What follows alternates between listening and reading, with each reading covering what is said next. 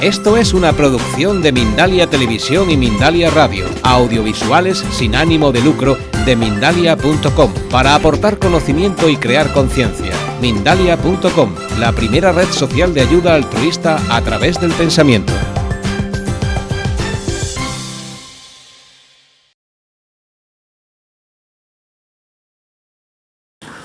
Dejémonos sorprender, seamos como niños, no juzguemos nada. Y con esta mentalidad de niños que se dejan sorprender, os propongo que escuchemos a César.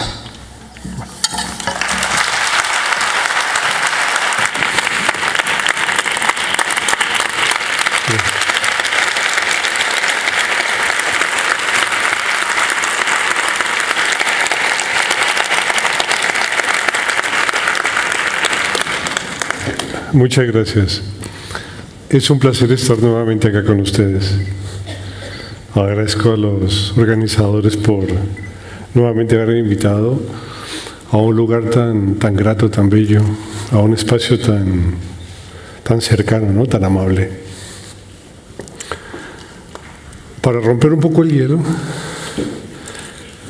les hablaré un poco de mi búsqueda, que en el fondo es la búsqueda de ustedes. Al igual que muchos de los quienes están acá, tuve ciertas inquietudes que podríamos llamar, entre comillas, espirituales.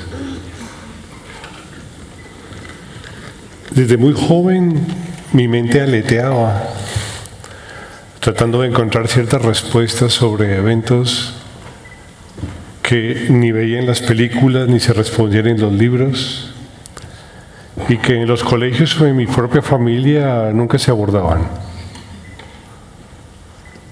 Extrañas sensaciones de búsqueda de lo real, lo trascendente. Una especie de inquietud que para un muchacho de 8 o 9 años eran bastante complejas, porque existían muy pocas respuestas para poder sortear semejantes inquietudes.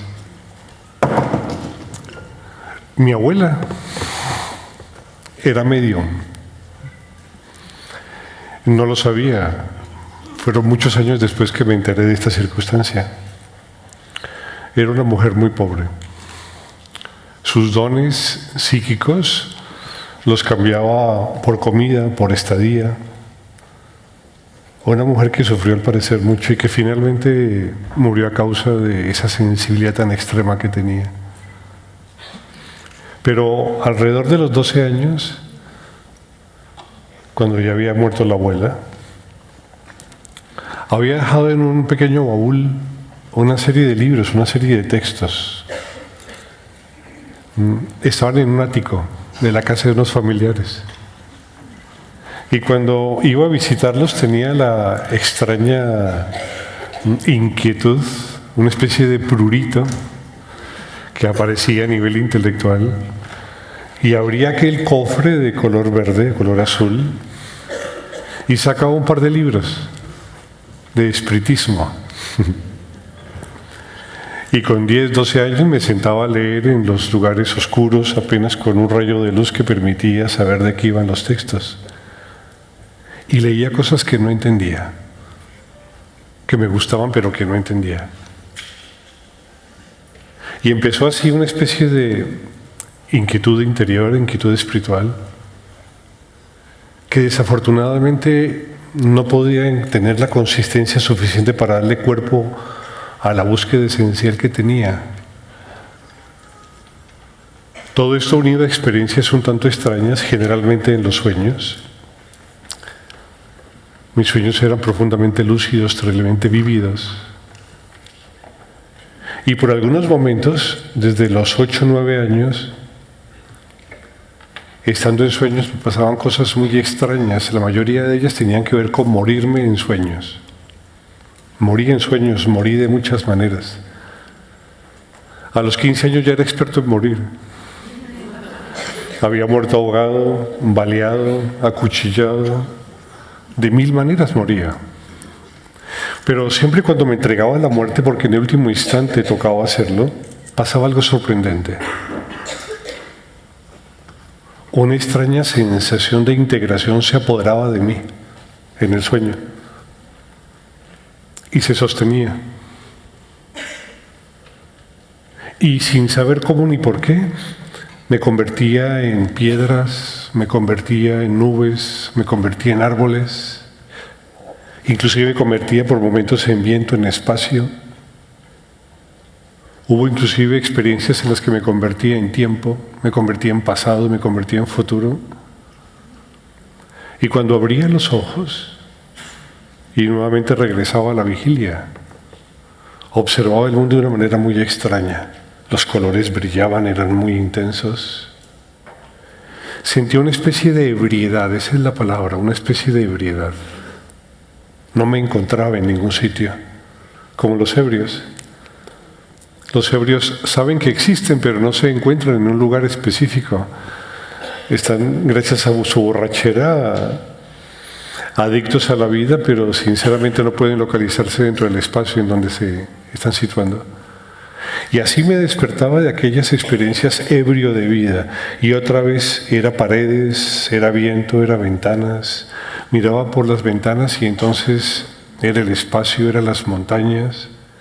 Y me localizaba extrañamente en todos los lugares y no sabía qué me pasaba. No encontraba respuestas para esto. No tenía la suficiente confianza con nadie para poder decir, mira, me pasa esto, ¿qué hago? Y se repitieron durante muchos años estas experiencias.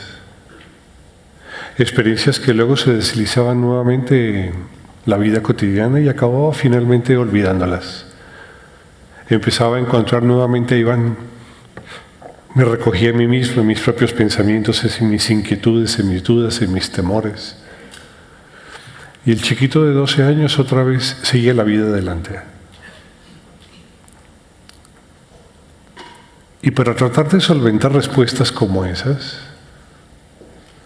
para tratar de solventar circunstancias como esas que me ocurrían, que no sabía qué eran y que se unían a otras, como salirme del cuerpo, en muchas ocasiones a las noches, sin saber cómo mi cuerpo empezaba a vibrar. Era una sensación escandalosa, no dolorosa, pero sí bastante incómoda. El cuerpo no se podía mover. Quedaba absolutamente inmovilizado y una sensación de altas revoluciones y de velocidad y de violencia, de tensión empezaba a aparecer. No podía respirar y sin saber cómo salía del cuerpo. Y cuando miraba para abajo a mi cama me veía a mí mismo. Aprendí a dar vueltas por lugares, iba como Superman por las autopistas con una mano adelante. Me hacía viajes por muchos sitios. Conocí a muchas personas, aprendí muchas cosas. En aquella época venía aquí a España y viajaba a Montserrat, en Cataluña. Y dentro de montañas descubría pasajes extraordinarios. Eran cosas muy simpáticas. A veces simplemente en la noche abría los ojos y veía cosas, veía formas luminosas, personas que se me acercaban. Y no sabía ante el terror qué hacer. Era un conjunto de tantas situaciones las que pasaban, eran tantos los elementos que estaban experimentándose, que estaba anonadado. No podía darle claridad a lo que estaba ocurriendo en mi mundo. Y así fue pasando mi adolescencia. Para tratar de dar respuestas a muchas de estas inquietudes, entonces escribí a los Rosacruces, me hice Rosacruz. Aprendí a través de envíos de correo y cuadernillos, muchas cosas. No grandes cosas. Éramos como un club de buenas personas. Pasado el tiempo me di cuenta que lo que buscaba era mucho más que eso. Contaba yo por los 14, 15 años. Y entonces hice parte de una institución que creo que está aquí en Huesca. Se llama la Gran Fraternidad Universal. Ahí aprendí algo de yoga, muy poco. Aprendí algo de filosofía oriental, muy poco. Pero las luchas intestinas que había en estas agrupaciones finalmente me desencantaron. Y mi búsqueda cesó. A los 18, 19 años entré a la universidad. Y junto con ello coincidió una experiencia bastante extraña. Conocí lo que se llama el Advaita Vedanta.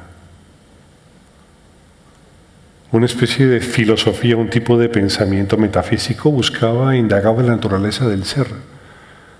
Iba en dirección donde yo iba, buscaba algo especial. ¿Qué es lo real? ¿Qué es el ser? ¿Qué es la libertad? Y me interesó mucho, había leído ya bastantes libros, había leído a todos los ocultistas, había leído a todos los esoteristas, había leído filosofía antigua, medieval, contemporánea, había leído hasta a Kant, que quien lee a Kant ya está muy desesperado.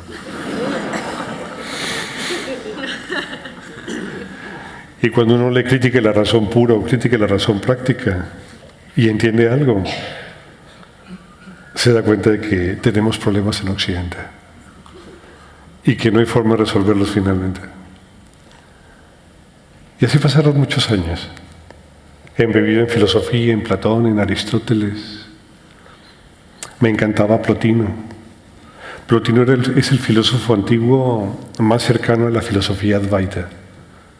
La novena Eneada de Plotino, la séptima Eneada de Plotino son absolutamente bellas e extraordinarias. Y llegué a una filosofía que se llamaba el Advaita. Me encantó porque no entendía nada. Tenía una serie de conceptos tan extraños, conceptos como Maya, la ilusoriedad, ¿lo han oído? Maya. El concepto de karma, la acción. El concepto de dharma, el deber. Había una complejidad en su desarrollo cosmológico, había una complejidad especial, la teoría de las gunas en su desarrollo cosmogónico. Y me interesó básicamente porque no entendía, no sabía muy bien de qué iba eso. Ya había leído budismo, había leído a los grandes sofistas, había leído el Tao Te Ching y a Lao Tse, pero el Advaita tenía algo especial. Y estando en esta institución en donde empecé a aprender filosofías orientales, pasó algo especial, algo que tal vez cambió el rumbo de mi vida. Conocí a un maestro, conocí a mi maestro. Mi maestro se llamaba Kshatriya. Era un personaje del medioevo. Es como si un alquimista del medio hubiese reencarnado. Estaba totalmente fuera de este mundo. Era absolutamente especial, era una persona de una sensibilidad extrema. En mi caso, mi intelecto es mucho más profundo que mi propia sensibilidad. Entonces hacíamos un dúo dinámico bastante extraño, porque él no me entendía a mí y yo no lo entendía a él.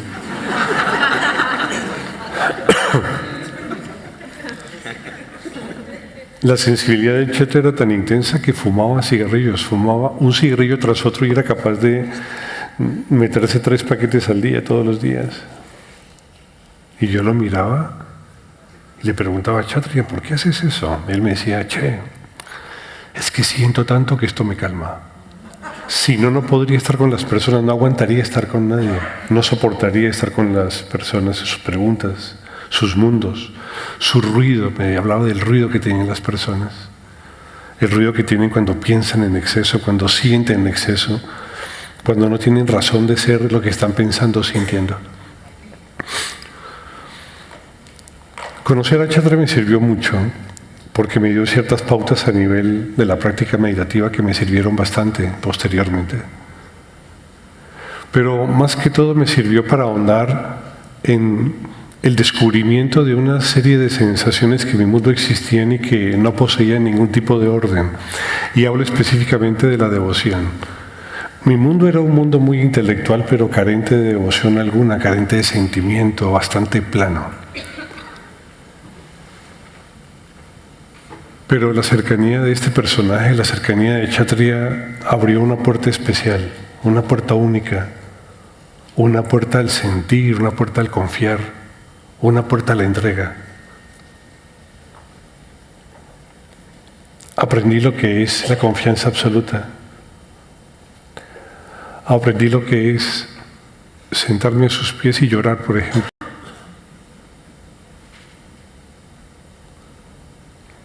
Aprendí de entrega. Y un día me dijo, ya puedes ir por el mundo y enseñar. Yo me quedé un poco extraño, ¿no? Yo había estudiado ingeniería, era una persona muy reconocida en el ámbito empresarial, con muchas posibilidades. Y esto me ofrecía ponerme a enseñar. Entendía el Advaita, conocí algo de sánscrito. Cuando dictaba clases, a la gente solía gustarle porque cuando no los podía convencer, los confundía.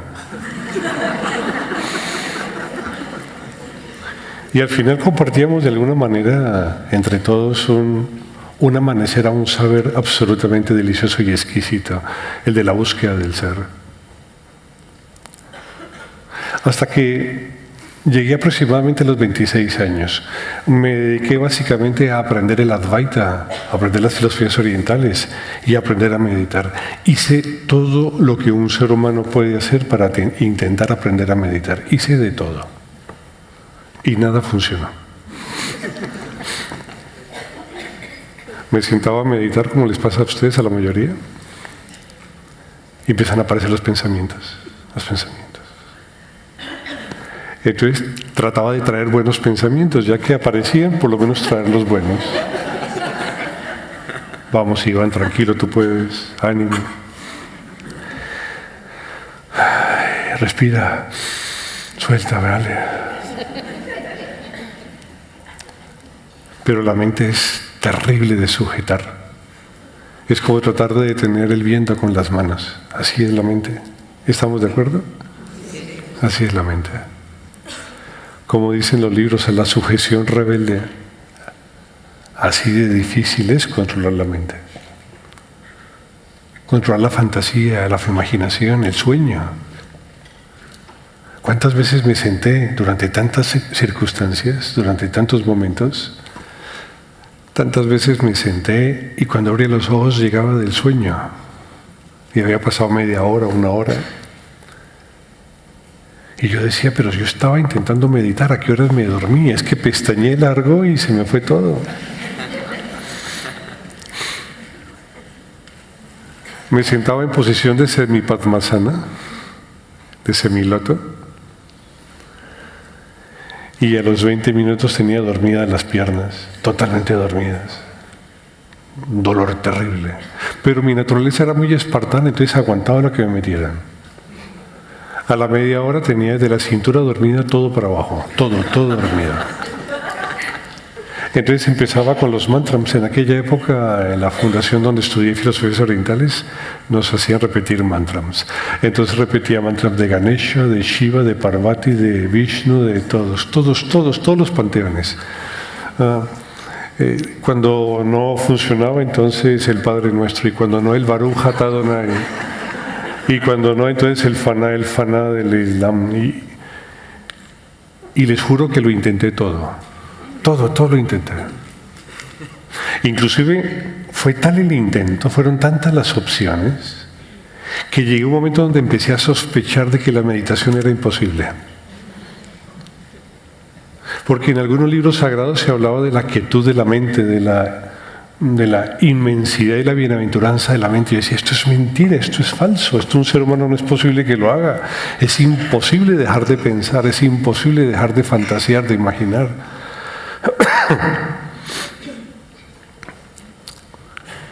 Y aquellas pequeñas luchas que tenía conmigo mismo por no haber encontrado finalmente el objeto esencial de mi búsqueda pasaban. Y seguía otra vez, y seguía luchando. Pero siempre, durante años enteros, cada vez que me sentaba en semipadmasana, porque nunca pude hacer padmasana jamás, se dormía todo. Y luego para que se despertara.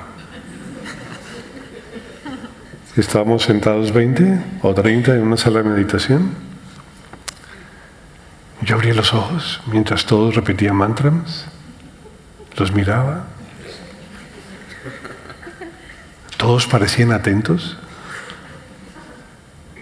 Y yo decía, Dios mío, lo que me pasa, yo no puedo dejar de pensar. Y aguantaba, cerraba los ojos y seguía aguantando. Al final de la práctica siempre se agradece, cuando se hace meditación bhakta, devocional, se agradece a la divinidad, ¿no? Como hay quien agradece la comida o agradece la vida, pues en la meditación bhakta se agradece a la divinidad. Entonces se agachan, se agradecen, se hace una postura, una postración. Yo no podía, estar todo dormido. Estaba absolutamente convencido de que la divinidad sabía que no podía, es que no quisiera, es que no podía. Cuando todos los compañeros se iban, quedaba yo siempre de último en la sala, siempre. Básicamente por vergüenza. Cuando ya todos se iban, me arrastraba a la puerta. Tomaba el pomo de la cerradura e intentaba levantarme. Es una sensación incómoda, ¿no es cierto?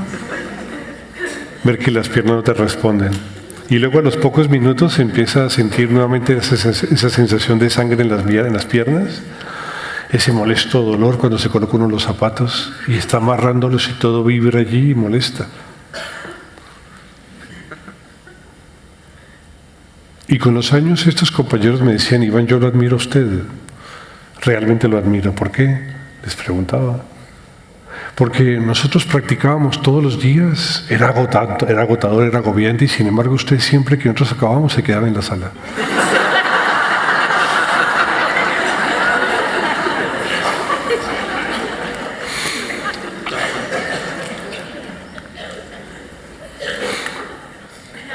Una de las cosas que me ayudó mucho fue enseñar.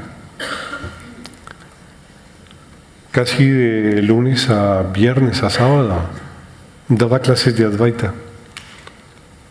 Enseñé a mucha gente los Prakaranagranthas, libros introductorios al Advaita, el Vivekachudamani, el Vedantasara, el Aparokshanubhuti, el Atmabodha, el Lakovakyavriti, el Drigdriksha Viveka. Parece que entendieron, ¿cierto? Eso le pasaba a los chicos que me escuchaban. Les hablaba mucho en sánscrito. Y acaban diciendo: este debe saber de lo que habla. El hecho de enseñar me ayudó a permitir comunicarme. Para mí siempre el conocimiento fue algo sagrado. Estudiaba a profundidad para tratar de compartir lo mejor de las cosas que podía reflexionar. Y durante 8 años enseñé Advaita, filosofía occidental, oriental, ética comparada, psicología, pero no entendía. No entendía.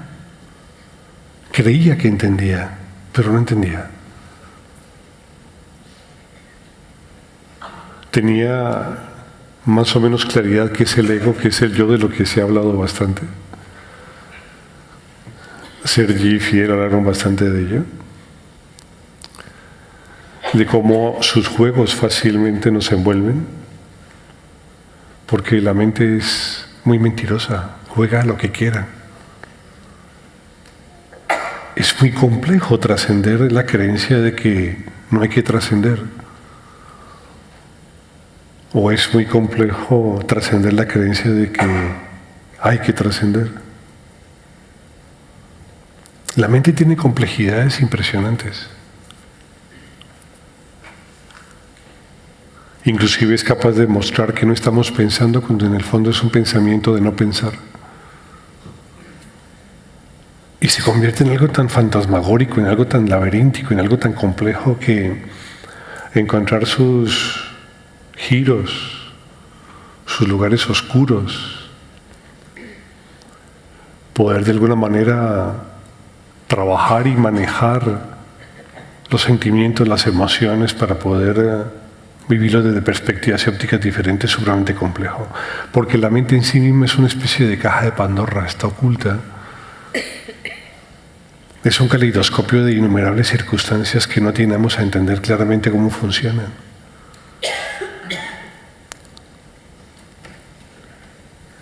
El hecho de enseñar durante tantos años y el hecho de desarrollar un estudio en la universidad como ingeniero ordenaron un poco las ideas, pero no entendías esencialmente de qué van las cosas, a qué llamamos lo real, no entendía esencialmente qué es una búsqueda espiritual. No sé si la búsqueda era un conocimiento específico, si era encontrar un arcano, si era encontrar un conocimiento que estaba escondido en algún libro o en algún tipo de reflexión. No sabía esencialmente qué era. Podía leer los libros sagrados y se hablaba de algo que se atinaba a suponer que era lo que estaba yo pensando al respecto, pero no era así. No era así. Y era muy fácil darme cuenta de que no era así. ¿Saben por qué? Porque cuando cerraba los ojos otra vez la mente venía. Y con ella venían los pensamientos. Con ella venía la inquietud, el dolor del cuerpo. Una vez me pasó algo muy simpático estando en Buenos Aires. Ya había practicado de todo, había hecho absolutamente de todo. Y en una de estas prácticas, estando con un grupo de jóvenes allí, el instructor nos empezó con un mala a recitar un mantra, creo que era el Om. Entonces era Om, Nom, Nom, Nom, Nom, Om, Nom. Y cuando los primeros 20 se recitan son simpáticos. Pero cuando uno va en el 2600, ya no sabe si es el Om o un quejido. Ya no se sabe. Y en esas abrí los ojos y el instructor, con sus ojos cerrados todavía, colocaba el dedo y empezaba a oprimir acá. Entonces yo abrí los ojos y dije, claro, mira, esto es lo que no enseñan. Y lo que falta es el dedo. En el entrecejo, aquí, eso es lo que falta.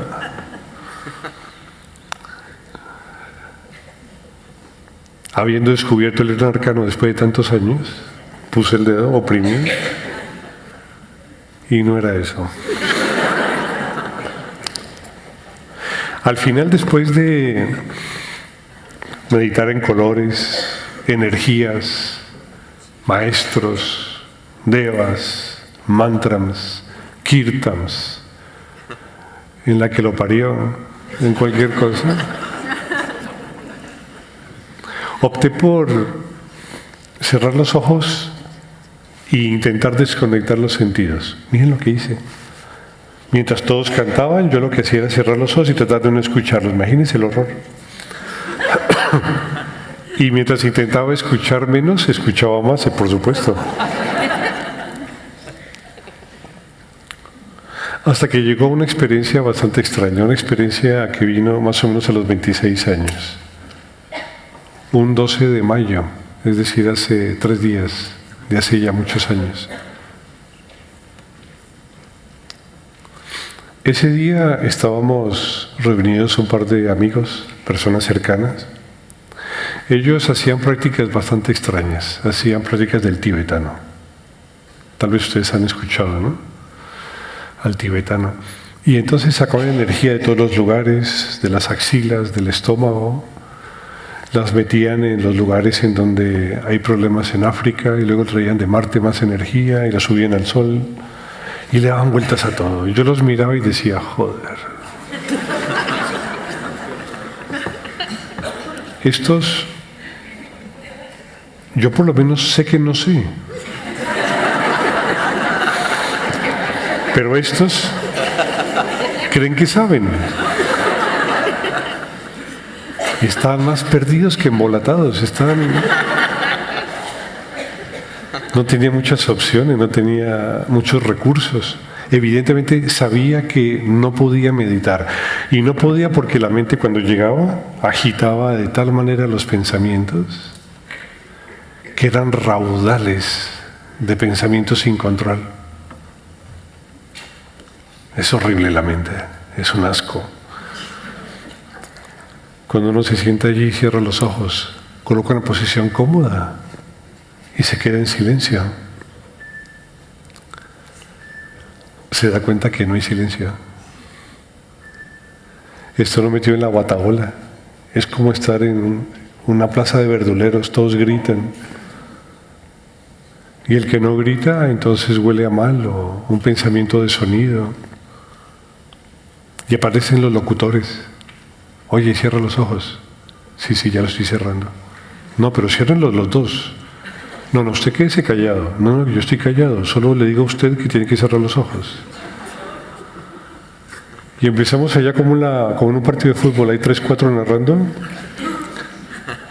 Eso cuando no aparece el sueño, por supuesto, o el dolor. Ahí me dolían las rodillas muchísimo.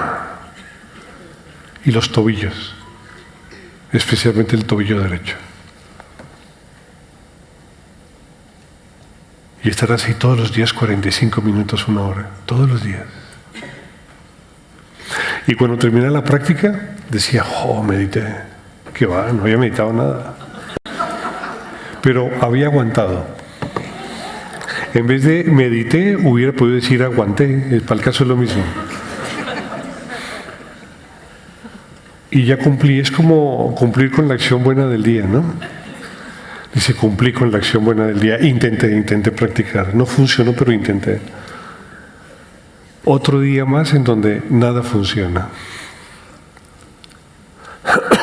Y este día, este 12 de mayo, pasó algo simpaticísimo. Estos compañeros estaban colocando música, colocaban música básicamente a Mozart. Y empezaban a sacar energía, a mover los brazos y están perdidos. Pero eran buena gente, Todos ellos eran médicos. Algún que otro psicólogo, psiquiatra. Parecían inteligentes. Y allí estaba yo, escuchándolos y pensando, estos están perdidos, igual que yo. Solo que yo sé que estoy perdido. Y estando allí, dije, bueno, me voy adentro como siempre, ¿no? Y sin embargo pasó algo extraño. De un momento a otro, es como si hubiesen apagado las luces por dentro. Como si se hubiese ido la luz y no había servicio ni de vista ni de oído, ni de tacto, ni de olfato, ni de gusto.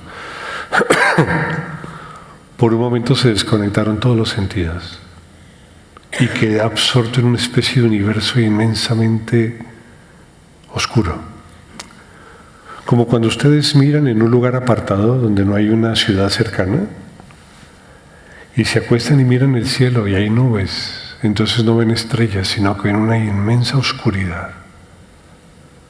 O cuando bajan al sótano y es de noche y no hay luz todavía. Es como si metiesen la cabeza en la cueva de un lobo, en la boca de un lobo. De un momento a otro desapareció todo. Todo, absolutamente todo. Y en la lejanía empecé a ver un punto que se acercaba a toda velocidad, como cuando uno ve Star Trek y ve que la nave viene desde la lejanía y se va acercando. Era un punto de color rojo. Y se fue acercando a toda velocidad. A tal punto empezó a acercarse que empezó a molestarme, empezó a darme un poco de miedo. Yo decía, esa cosa viene hacia mí directamente. En la medida que crecía me di cuenta que era una especie de sol, era como un sol rojo. Era como un sol inmenso rojo. Alrededor en su aureola brotaban también, como en el sol nuestro, explosiones de todo tipo, pero también eran rojas. Y llegó un momento donde creció tanto y venía con tal velocidad que tuve que tomar una decisión.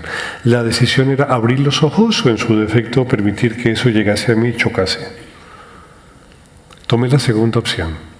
Mantuve los ojos cerrados. Y la sensación fue que eso que venía a toda velocidad chocó contra mi corazón. Y lo rompió en 1000 pedazos. En cientos de miles de millones de pedazos.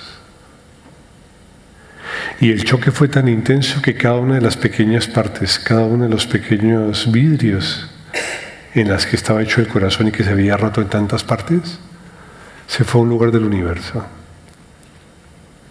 Entonces me vi despedido a regiones incognoscibles. Empecé a ser testigo de innumerables galaxias, innumerables lugares que jamás imaginé podía haber visto. Por un instante y de manera simultánea, porque todo se veía simultáneamente, tuve la oportunidad de experimentar la totalidad del universo. Vi miles de amaneceres, cientos de millones de atardeceres. Vi vida en otros planetas. Vi inclusive universos que iban a existir algún día. Por un instante fui testigo de todo lo que había acontecido en el universo y todo lo que será y que irá a acontecer en él. Inclusive una parte de mi corazón se desprendió y fue un lugar en donde algún día habrá más universos. Y allí me convertí en aire, en viento, en vida y en muerte. Me convertí en todo lo que existe, me convertí en el ser y en el no ser.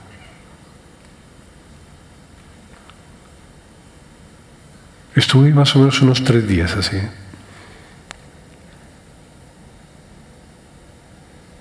No sabía muy bien qué había pasado. Los compañeros que estaban allí se asustaron, se hicieron todos a un lado y esperaron a que yo regresase. El universo era profundamente silencioso allí en ese lugar. Veía como tsunamis, eran tsunamis de bienaventuranza, eran tsunamis de amor absoluto que integraban todas las partículas materiales y hacían que las cosas tuviesen sentido, hacía que el universo tuviese una integración total y absoluta en cada cosa de sí mismo. Esa experiencia fue mucho más intensa que las que vivía cuando era pequeñito. Era mucho más fuerte. Desde allí empecé a entender a los místicos. Empecé a entender a Santa Teresa de Jesús, a San Juan de la Cruz. Después de esa experiencia empecé a leer algunos libros y me daba cuenta y entendía de lo que era un nirvana, lo que era una meditación, un samadhi, lo que era el satori. Y esa experiencia produjo un cambio radical en mi vida. Fueron tal vez 2 los cambios radicales en mi vida. Conocer a Chatria, mi maestro, que ya murió, y tener esa experiencia. Fue una especie de giro profundo respecto a lo cual mi vida se vería de ahí en adelante. Una de las consecuencias más detalladas, unas consecuencias más firmes de ese proceso, una de las experiencias prácticas más entendibles fue la desaparición de la fantasía. Cuando cerraba los ojos ya no me apresaban los pensamientos. No tenía pensamientos sin razón de ser. La mente no se venía a conformar ideas y sin razón de ser crear imágenes, sensaciones, miedos, gustos, sino que la mente había quedado posicionada en una extraña circunstancia. Había deshecho gran parte de la fantasía que una mente puede producir. Y como se había desechado la fantasía y como mi mente no producía pensamientos sin sentido, sin orden, sin que yo me diese cuenta, sin que hubiese una extraña circunstancia de orden, entonces tenía mucho más tiempo para estar atento, tenía muchísimo tiempo para estar atento. Ustedes imagínense que radican de su mente la fantasía. Normalmente una persona, el 74% de su día está en fantasía, está en babia, está en las nubes. Ustedes imagínense que el 74% de su tiempo lo recuperasen. Que el 74% de todos sus días los tuviesen a su haber. En vez de perderlos, en vez de no darse cuenta de dónde se van. ¿Han visto cuando una persona se sube en un autobús, en un metro? O cuando está simplemente comiendo en un restaurante y empieza a masticar y su vista va a un lugar en donde no sabe qué pasa. Y así una vez tras vez el ser humano vive en ese mundo. En el mundo de la fantasía, un mundo absolutamente inconsciente. Un mundo absolutamente involuntario. Un mundo absolutamente irreconocible del cual no controla. Todos ustedes que me escuchan se han ido. Ustedes no me han escuchado los 20 minutos que llevo, los 40 minutos que llevo. Ustedes todos me han escuchado. Ustedes se han ido y han vuelto. ¿Cuántas veces se han ido? Les pregunto, ¿se fueron a algún lugar interesante? La mayoría de las veces la respuesta es no. No se han ido a ningún lugar interesante. Por ejemplo, no han resuelto la ecuación de estado de Einstein. Seguro que no. Tampoco habrán solucionado el problema de la hipoteca. Ni los problemas emocionales que viven. Tampoco lo solucionaron. Se fueron a tonterías. Un rapto los secuestró y luego los puso otra vez acá. Y luego dice que no me entienden. ¿Cómo me van a entender? Si van y vienen. Se montan en el carro, en el coche, y luego se desmontan. Y luego se dan cuenta que ya pasó el tren y dicen, ¿pero qué se hizo el tren? ¿A dónde se fue el tren? Si yo estaba atento. No, no estaban atentos. Vuestra atención es terriblemente fugaz. Es fugaz porque se construye mucha fantasía. Ustedes, aunque quieran estar atendiéndome, es más, ustedes aunque deseen estar pendientes de lo que les digo, no pueden estar, porque llegado un instante, después de un par de segundos, se van, vuelan, se desvanecen, o simplemente comparan lo que estoy diciendo con alguna otra cosa que ustedes ya conocen. Entonces aparece la imaginación. Aparecen procesos volitivos, no fantasiosos, sino volitivos. Y en esos procesos volitivos se empiezan a comparar, y entonces mientras yo hablo, ustedes ya están perdidos, porque están comparando. ¿Cuántos de ustedes pueden escucharme simplemente y sin escarnio? ¿Cuántos de ustedes simplemente pueden escucharme porque cuando se escucha música, solamente se escucha música, y así escucharme a mí como si lo hiciesen? ¿Cuántos de ustedes están colocando su mente a 1000 por hora para tratar de entender lo que estoy diciendo? ¿Y cuántos otros se están yendo sin saber a dónde van? Y luego regresan. Esa es la mente.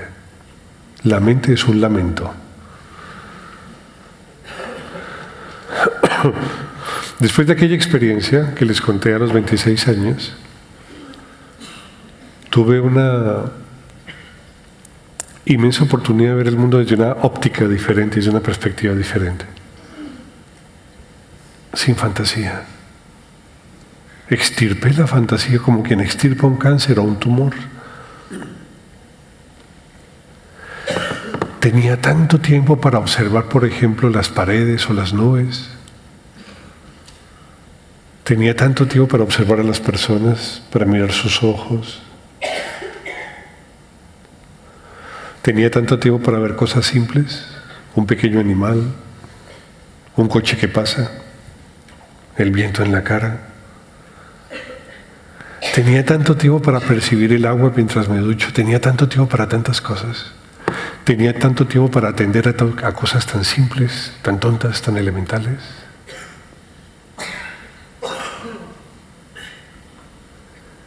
Y empezó a emerger entonces un tipo de atención diferente.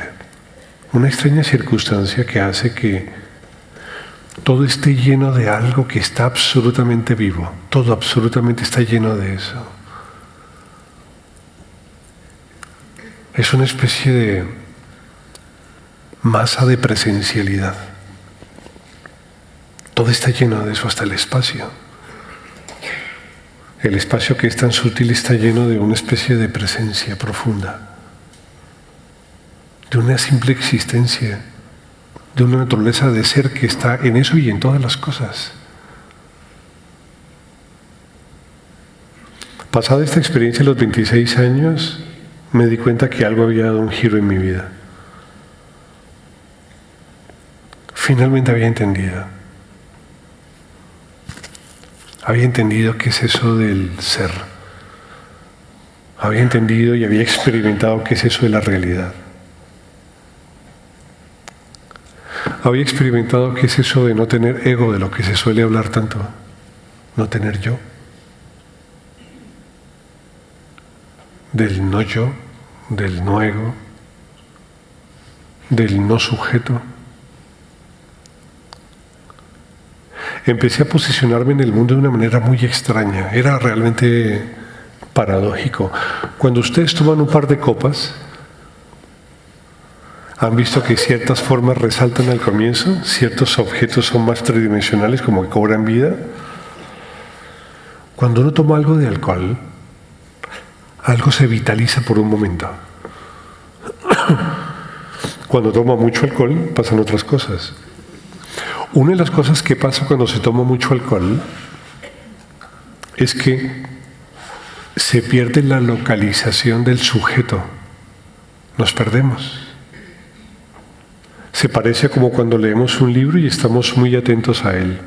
Perdemos la localización del sujeto. ¿Me entienden lo que les digo? Cuando ustedes ven una película que es muy interesante, mientras la observan, mientras la observan, se pierde la localización del sujeto.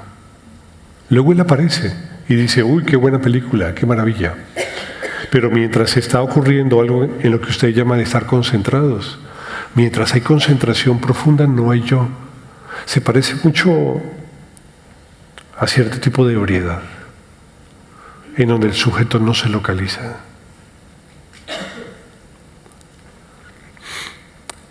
Esta experiencia, aparte de fracturar la fantasía, había producido alguna otra cosa. Había producido la no localización de mí en las cosas, una sensación extraña. Es como ser transparente, es como ser de vidrio.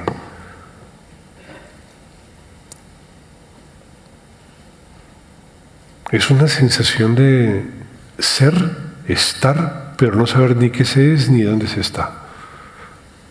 Produce psicológicamente una paz y una tranquilidad maravillosa, porque no hay esfuerzo de tratar de situarse en un lugar en especial de la percepción. Era tan novedoso esta experiencia, no la había vivido antes de manera tan intensa, y era tan maravilloso tener tiempo para tantas cosas.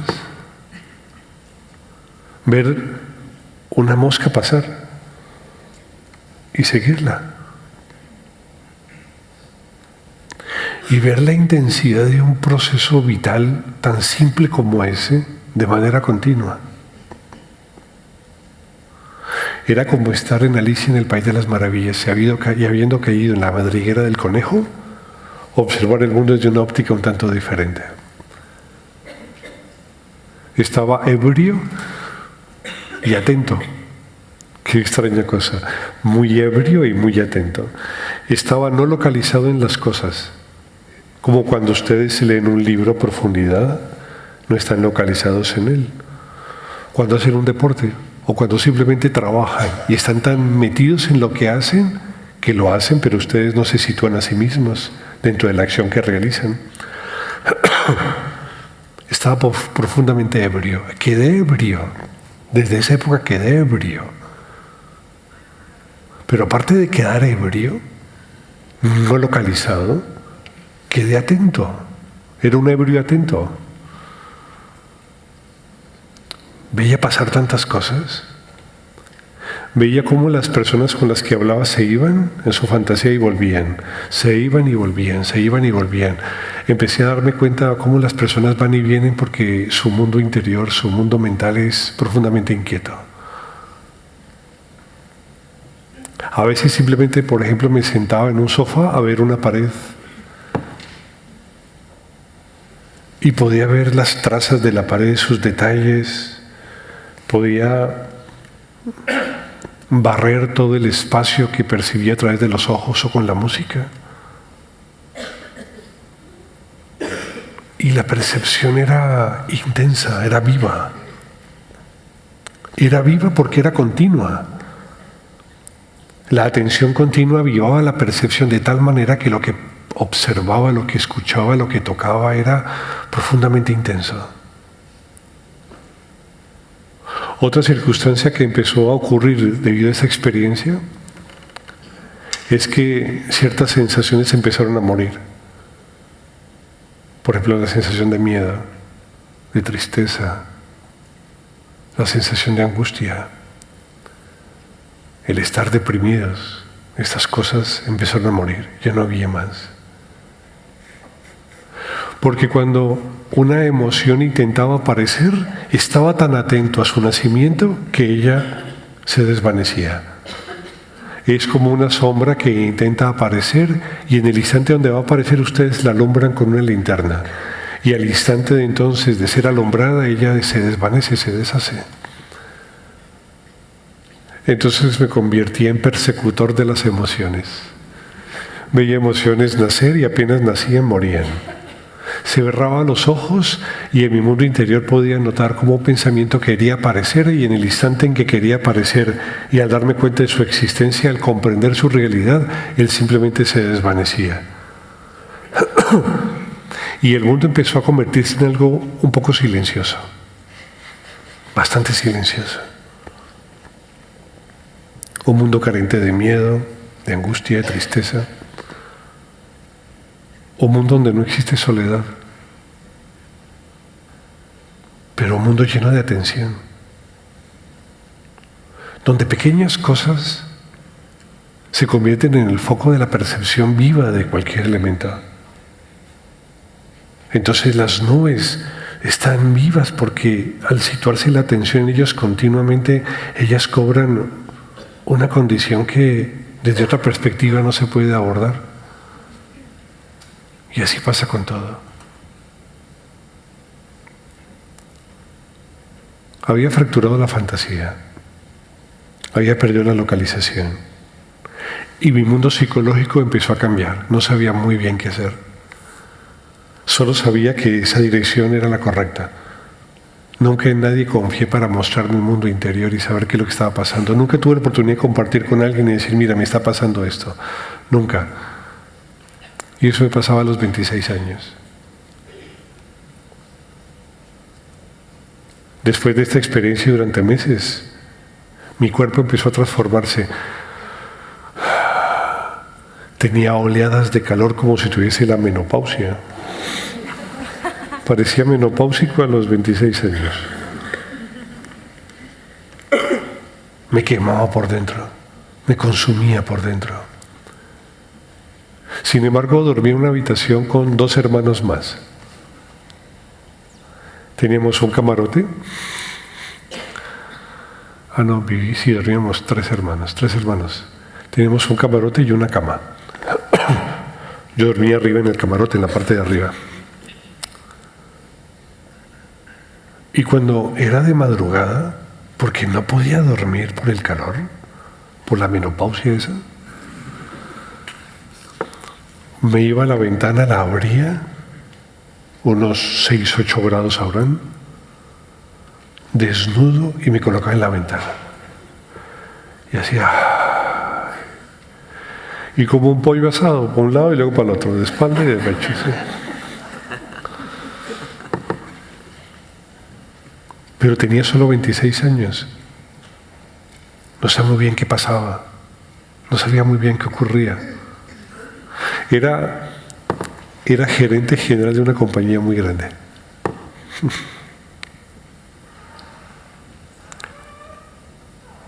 Entonces me llegaba el contable, quería hablar conmigo mi asistente, tenía que vigilar las inversiones, vigilar bancos, vigilar esto, vigilar aquello. Y la cabeza no me daba para ese tipo de cosas. Decía, qué estupidez es esto, pero ¿qué voy haciendo aquí? No merece colocar la atención en ese tipo de cosas. Y al final opté por cortar todo. Y me dediqué a enseñar, a tratar de compartir lo que estaba experimentando, a tratar de darle nombre a estas experiencias interiores que muchas veces en los libros no alcanzan a ser lo suficientemente claras y detalladas para saber de qué van las cosas. Usted se imagínese, tenía 26 años, vivía absolutamente ebrio, no tenía sentido de fantasía, estaba profundamente atento. Y mi mundo psicológico era absolutamente cambiante. Que era absolutamente cambiante, ahora ya no estaba. Intentaba darle nombre a lo que pasaba, intentando darle orden a lo que estaba ocurriendo, pero me era muy difícil. aunque tenía muchísimo bagaje filosófico, aunque tenía muchísimo bagaje científico, era muy difícil encontrar palabras adecuadas para todo lo que estaba ocurriendo en el mundo interior. Entonces me dediqué a tratar de encontrar esas frases, a tratar de encontrar esas palabras, a tratar de encontrar un mecanismo que sirviera de puente a una experiencia personal que atisbaba de manera cada vez más firme y a un mundo en donde las personas se las veía cambiantes, sufriendo. Y me dediqué básicamente a ello. Empecé a enseñar meditación. Pero claro, sabía sánscrito, pero no tenía una pedagogía adecuada para poder transmitir esto que es prácticamente intransmisible. De aquellas épocas todavía hay unos jóvenes, le llamo los jurásicos. Por acá hay un par de estos. Pobres. Me pillaron en la época en donde no tenía sentimiento alguno. Entonces era bastante duro, bastante inhumano, era bastante recio. Y aún así algunos aguantaron. Y por ahí están todavía. Y empecé a tratar de encontrar en el parafraseo, por ejemplo, de la ciencia, una serie de frases, una serie de ideas que pudieran ser una especie de punto de referencia para entender lo que era la experiencia interior que vivía. Los terrenos de la cuántica eran absolutamente adecuados para hablar de estos mundos. Lo más cercano al mundo de la no dualidad, al mundo de la experiencia profunda, es el universo de la cuántica. Entonces empecé a escribir sobre cuántica, empecé a escribir sobre filosofía, empecé a escribir sobre psicología, encontrando islas a través de las cuales pudiese plasmar las ideas para tratar de mostrar lo que era la experiencia profunda de la no dualidad, la experiencia profunda de la no localización en la cognición.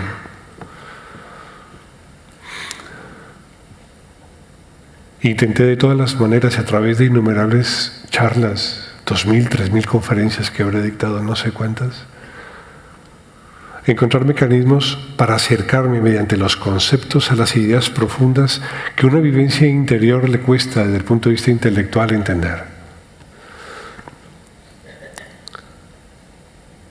Una de las ideas más interesantes, una de las ideas más profundas, es el concepto de la atención. La filosofía y el pensamiento occidental tienen una idea que es muy interesante, a la que no se le ha sacado el provecho total. Es como tener una vaca que no se ordeña. La vaca que no se ordeña es la conciencia, el concepto de conciencia. El concepto de conciencia es un elemento que está muy pobremente manejado en nuestro pensamiento occidental. El concepto de la atención,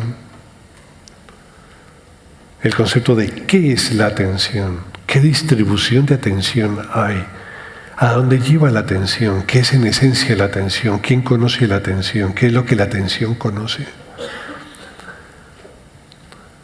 Empecé a través de las charlas con los jóvenes a bosquejar ideas que me permitiesen trasladar las experiencias personales en ideas que ellos entendiesen.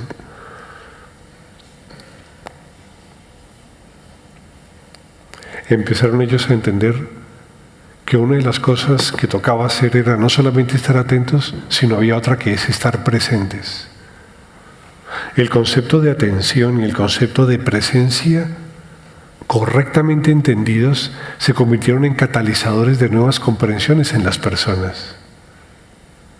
Palabras que usamos cotidianamente, palabras que usamos frecuentemente, correctamente analizadas, correctamente percibidas, correctamente reflexionadas, se pueden convertir realmente en catalizadores de una cognición mucho más profunda.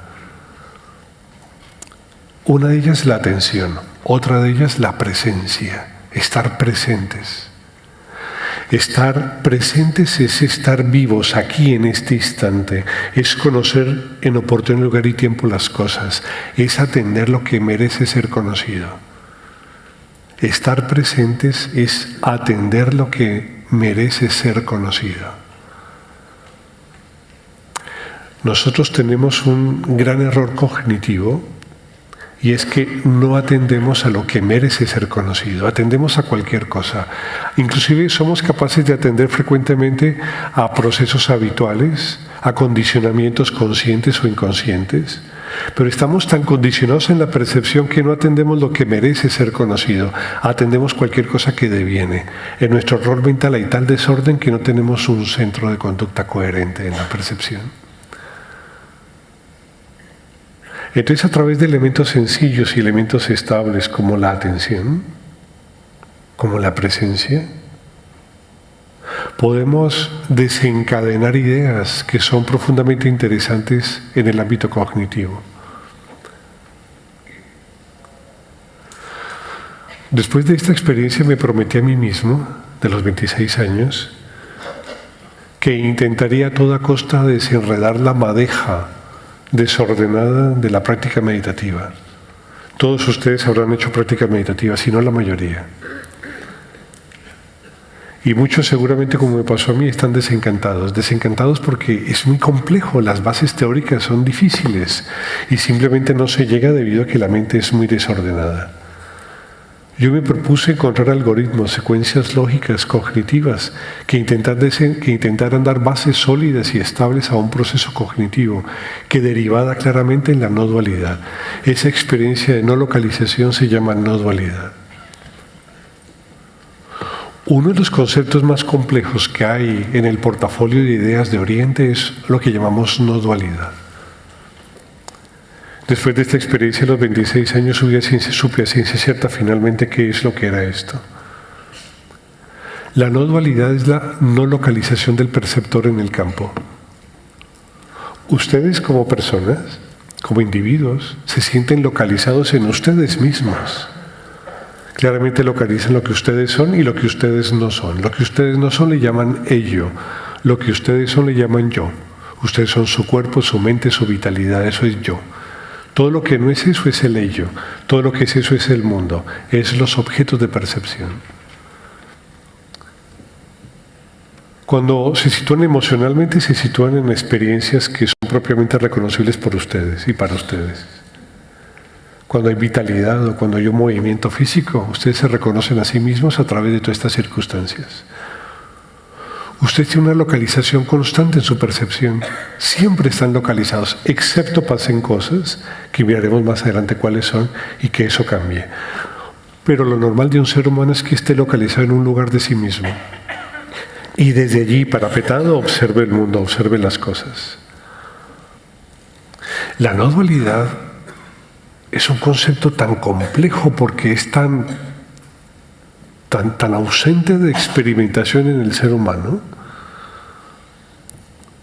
Ustedes imagínense que son de cristal, son transparentes y se miran a sí mismos en un espejo y no se observan, solamente observan el espacio, pero aún así saben que existen. Ven su cuerpo, pero no hay identificación con el cuerpo. Ven su mente, pero no hay identificación con la mente. Es como si fuesen transparentes a su propia percepción personal, fuesen de cristal. La no dualidad es una tipificación de la cognición muy especial. Se da cuando el sujeto no se localiza en el campo, sin embargo existe, pero existe no diferenciado de la percepción. No es que sea uno con los objetos, es no diferente de los objetos. No es que sea uno con las cosas, es no diferente de las cosas. Es un tipo de apreciación de percepción que se da, como les digo, cuando uno se asimila, cuando uno está un poco ebrio. Ese concepto se convierte en el elemento fundamental del pensamiento oriental, el concepto de la no dualidad. Cuando una persona experimenta la no dualidad, entonces le es muy fácil situarse en la práctica de la meditación. Mientras tanto es difícil. Mientras haya localización del sujeto en la propia experiencia personal, entonces la no dualidad no emerge, no efervece. Y desde esa perspectiva entonces no se puede experimentar el mundo. A los 26 años me miraba y no me veía. Era tan raro, tan extraño. El mundo estaba tan ralentizado. Entendí experiencias como las de un gran maestro llamado Nisargadatta, no sé si ustedes hayan escuchado. Una taitín llamada Nisargadatta que murió hace unos 30, 40 años. Una vez estando en su casa, ya era famoso, había dado unas charlas, algunos de los alumnos habían transcrito estas charlas, se habían publicado en varios idiomas, y con tal suerte de que fue conocido por los americanos y por los británicos, y entonces se hizo conocido en todo el mundo Nisargadatta. Uno de estos periodistas quiso ir a visitar a Nisargadatta. Nisargadatta se lo consideraba una especie de iluminado, un Jivamukta, se conoce con ese nombre, Jivamukta, iluminado, como un Buda, un iluminado. Ustedes imagínense la sorpresa de ir a visitar a un iluminado, hacer una entrevista. Si un periodista británico quiso ir a visitar a Nisargadatta, llegó a su casa, le dijeron que fuese arriba, en la parte de la azotea donde él solía estar, y cuando llegó vio a una persona leyendo el periódico. Lo miró, morenito, feo. Nisargadatta tenía cara de loco, parece loco. Uno se lo encuentra de noche y sale corriendo. No era muy agraciado, no era muy griego su perfil. Y ahí es que el periodista lo observó y pasada media hora dice: disculpe, estoy esperando a Nisargadatta, ¿usted sabe si se demora? Y este cogió el periódico, lo dobló, dijo: soy yo, ¿qué quiere preguntarme? El periodista se sorprendió, había estado con Nisargadatta mientras se leía el periódico. Y en esas Nisargadatta saca un cigarrillo y lo prende. Vivía de vender cigarrillos. Y mientras vendía cigarrillos hablaba de la Advaita. Entonces le compraban cigarrillos y enseñaba a la vez. Y claro, ustedes se imaginen ver a Jesús fumando un cigarrillo, prendiendo un pucho. Pues se sorprendió ¿no? Por el concepto moral que tenemos acerca de lo que parece ser bueno o malo en nuestra cultura. Siendo así, le dijo: pero usted fuma. Y él le contesta: usted me ve fumando, pero yo no fumo.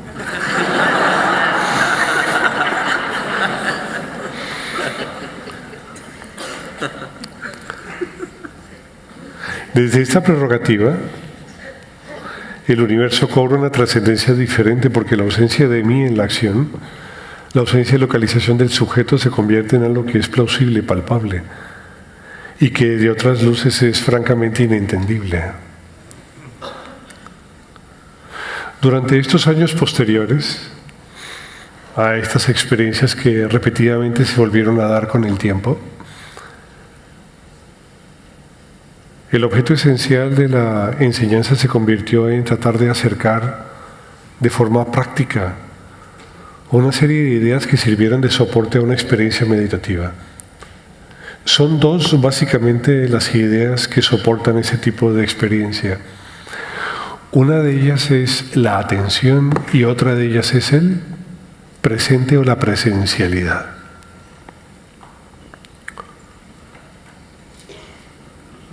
La naturaleza de la atención se convierte en eje fundamental, porque cuando la atención es sostenida sobre el conjunto de eventos presenciales, y escúchame, cuando la atención es sostenida sobre cualquier conjunto de eventos presenciales, entonces la atención funciona como un catalizador.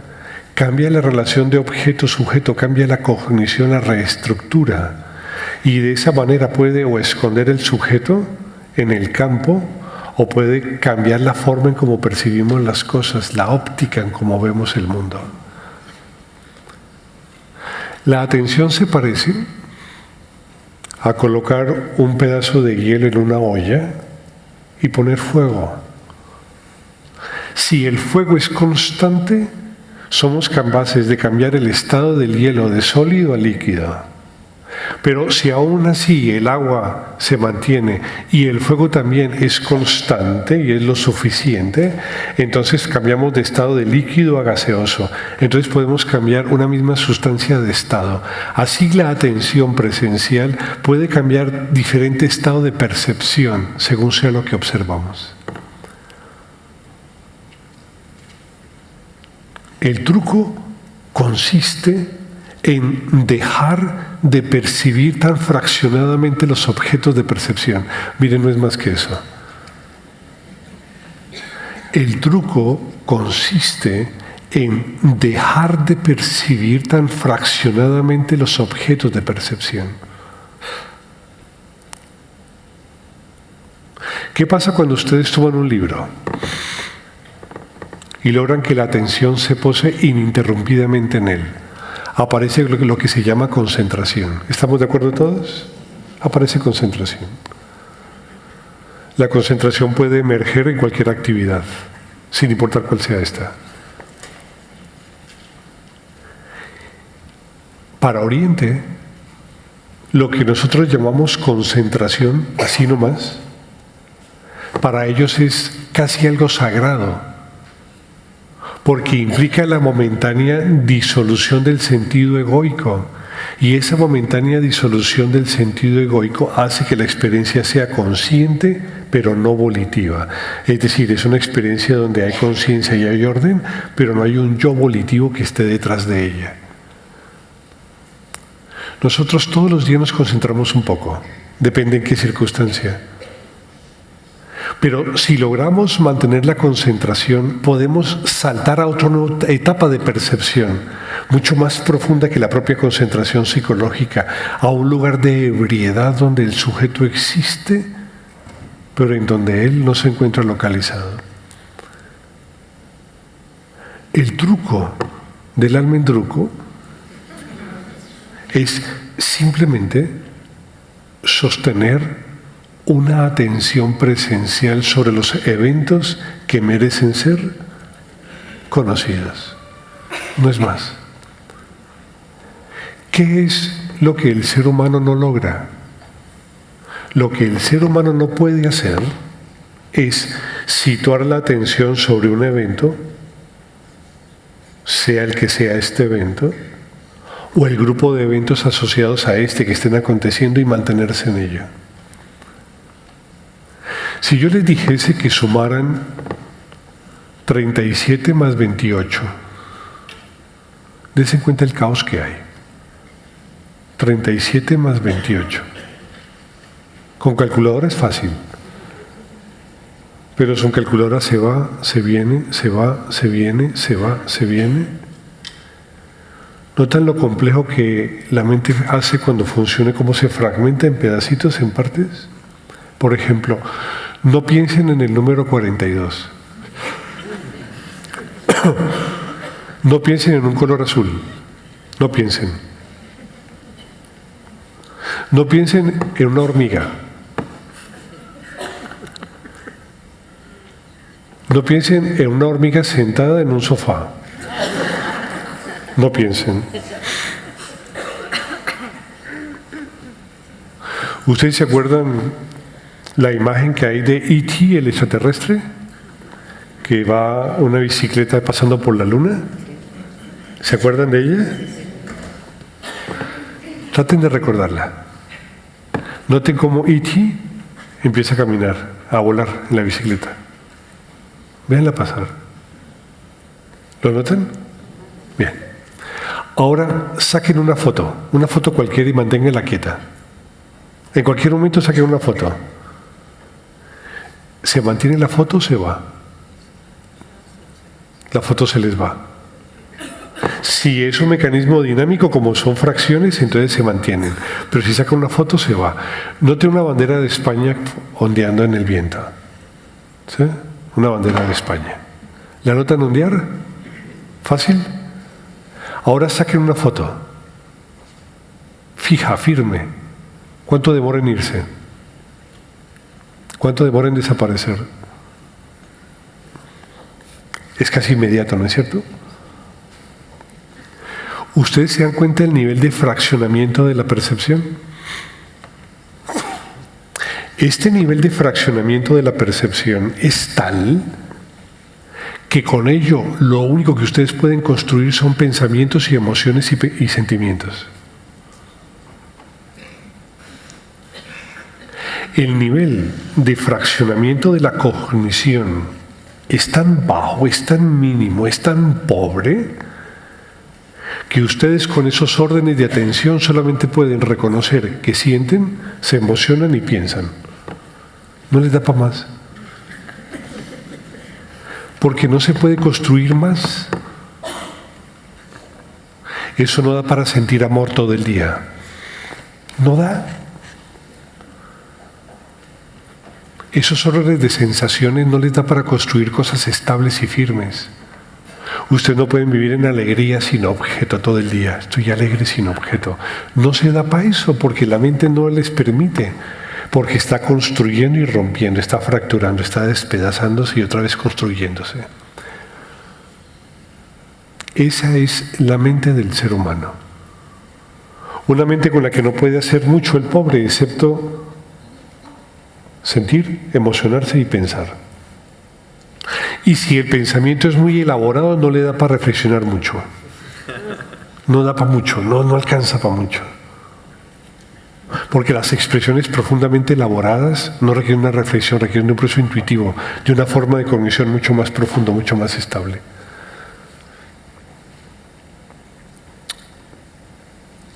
Desde el punto de vista educativo,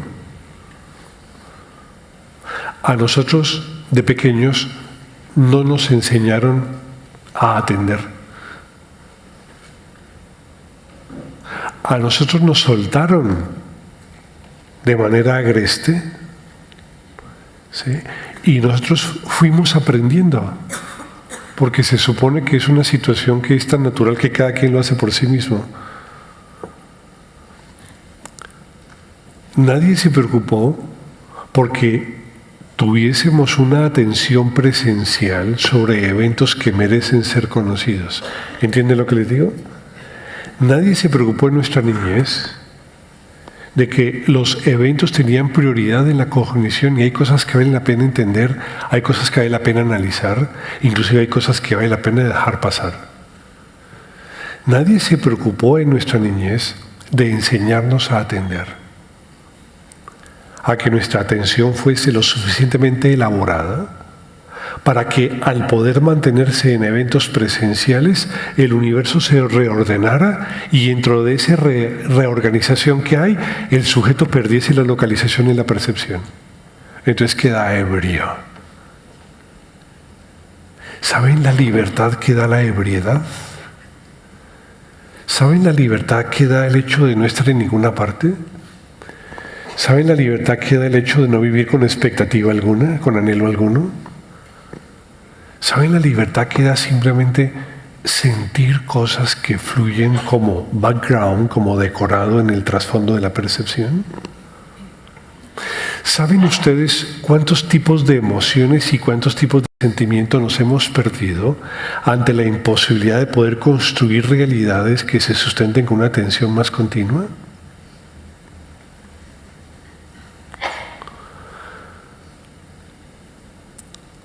Nadie se ha preocupado desde el punto de vista pedagógico en reestructurar desde el mecanismo educativo el proceso mismo de la atención. Y el proceso de la atención es tan importante que gracias a aquello que atendamos podemos conocer. Solamente se puede conocer lo que podemos atender. Solamente es posible conocer lo que se puede atender. Aquello que no atendemos es imposible conocerlo. Entonces el proceso de la atención implica el proceso del conocimiento de nuestra realidad, implica el conocimiento de nuestro mundo, de nuestra propia esencia. Ustedes pueden meditar en 1000 cosas como intenté yo.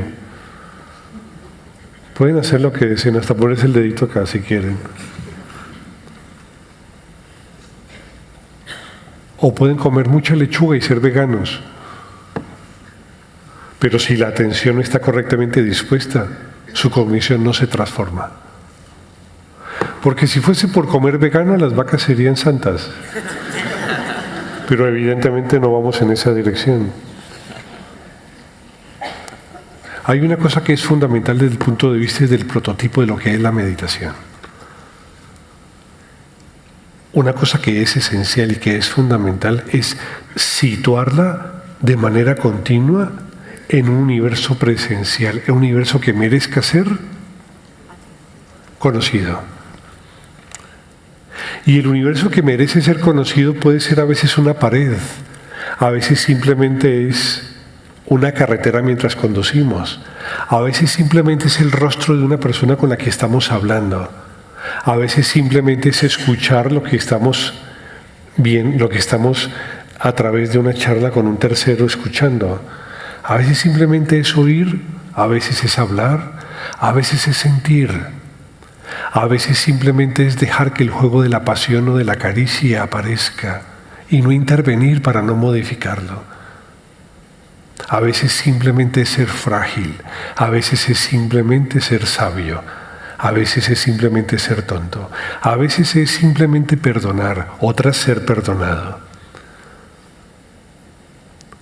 El universo personal tiene tal juego de variables que tenemos siempre la posibilidad de cualquier momento de estar muy atentos a cada cosa que experimentamos. Cuando la atención ya no se enzarza, no se engarza en la fantasía, cuando la atención ya no empieza a rellenar espacios de universos y de percepciones vacías, absolutamente fantasiosas, involuntarias e inocuas, sino que cuando la atención está simplemente dispuesta en la simpleza de lo que acontece y en el merecimiento del presente, cuando la atención se sostiene allí, entonces el universo que pasa adentro es diferente. Es como cuando colocamos cuando colocamos gelatina y primero es líquida, la colocamos después en la nevera y ella en la medida que se enfría cobra consistencia. Deja de ser absolutamente licuada, ¿sí? Húmeda licuada, para empezar a tener consistencia de gel, se geliza. Cuando la percepción es clara, es decir, cuando el universo presencial es estable, cuando está asociado a lo que merece ser conocido, en ustedes empieza a aparecer una magia, es una magia que aparece en todo ser humano. Es la magia de la cognición que se reestructura. Y dentro de lo que puede pasar en ustedes es que el sujeto desaparezca, eso se llama concentración psicológica, o lo segundo que puede pasar en su propia percepción es que el sujeto no se localice en el campo. Pueden pasar dos cosas. Así como en el mundo externo desaparece el sujeto, cuando una percepción intensa es presente en el mundo interno, los sentidos se cortan, desaparece todo objeto mental.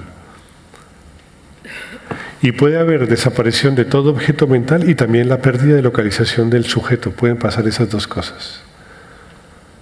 Entonces haremos una especie de práctica meditativa interior. Pero eso será después de 15 minutos de un descanso que hagamos. ¿Les parece?